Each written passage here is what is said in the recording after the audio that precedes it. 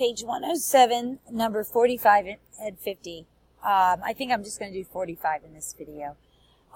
We are to sketch the graph of the piecewise defined function, try doing without a calculator, and then give any points of discontinuity. So there's a couple ways you can do this without a calculator. If you're good with graphing, what you can do is just understand how the function works.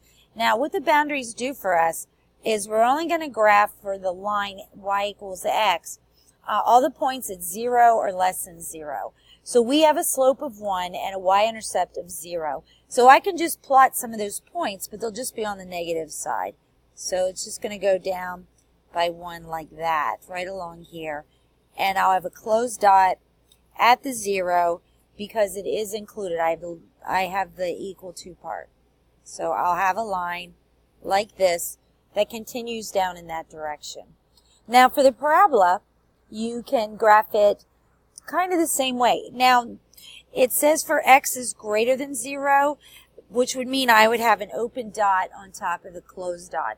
Whenever you have an open dot on top of a closed dot, then you have a closed dot. That point is already taken and there's no open circle there anymore. Now for a parabola, I can go over 1, up 1, and then the next point would be over 1 is at 2, 4, because 2 squared is 4.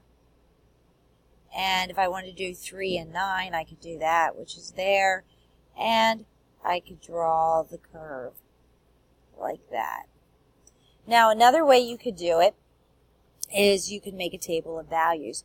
So you can make a table of values for x and for the function y equals x.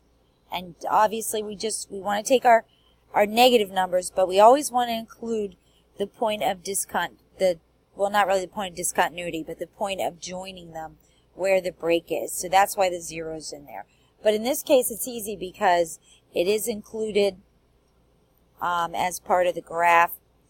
So you can see that as I substitute the x values in, I get the y values, and you can plot those. Now for the other table, this is what I mean by the discontinuity.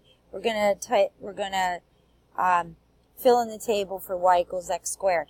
Now even though we're not defined at 0, we want to include that point because we want to know if it were included, where would that point be? So that as we're drawing the graph, we're drawing all the points up to, but not including that point, so we have a nice smooth curve.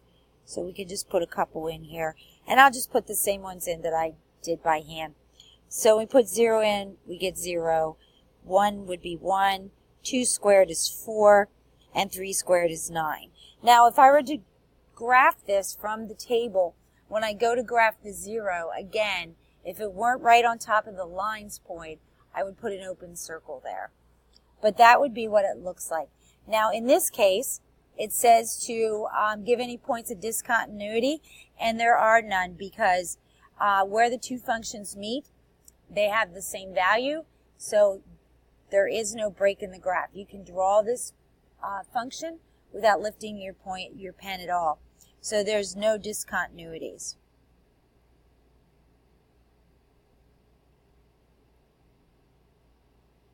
Okay, so let's say you weren't to draw it by hand. Let's say you were supposed to do it using a calculator.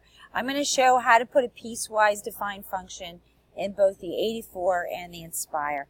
Let me start with the Inspire. It's a lot simpler. So you open a graph page, then you open your template, which is right next to the 9, and you're going to see I already have it highlighted. There's different versions for piecewise defined functions, and they have one set up for 2 and 3 parts.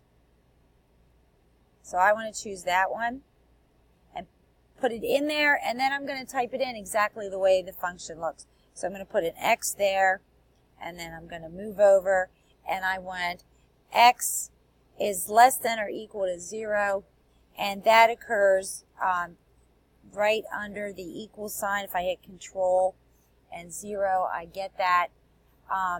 So I want less than or equal to 0.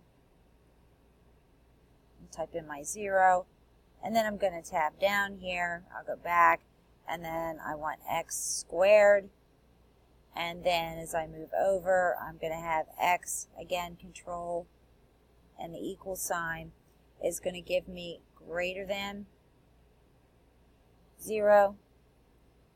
And then I hit enter, and there's going to be my function. So that was pretty simple for that one. Now for the 84, it's really not that hard. What you want to do is you want to use your fraction template. So if you hit alpha, y equals, set up a fraction. What you want to do is put the function in the numerator and your confinements of the interval in the denominator. But you want to put it in parentheses. So for the top, I'm just going to put in parentheses x, because that is the function we're dealing with. And in the bottom, in parentheses, I'm going to put x, and I'm going to put less than or equal to 0. So that occurs in the test menu, which is second math. And I can choose less than or equal to, which is number 6. Put a 0 in there, close that. And then under Y2, I'm going to put the other piece in. Now this time, it is, I think, easier to read and follow if you use the fraction template. But if you have an older version of the 84, or you don't want to do that, you can use a division symbol. So I'm going to do the second piece for that. So I'm going to, in parentheses, I'm going to put x squared. And then I'm going to put divided by, and then in parentheses, I'm going to put x is greater than 0. So I'm going to hit second and math again. And I'm going to choose the greater than symbol and the 0, like that. Now you could have put both of them in a fraction template, or you could both of them with the division symbol. I just wanted to show you can do both of them. So then you hit graph, and you're going to see there's our line that'll stop at 0, and then the parabola will be drawn there. The nice thing about the 84 is that it gives you different colors for the different pieces. So that's number 45. In the next video, I'll do number 50.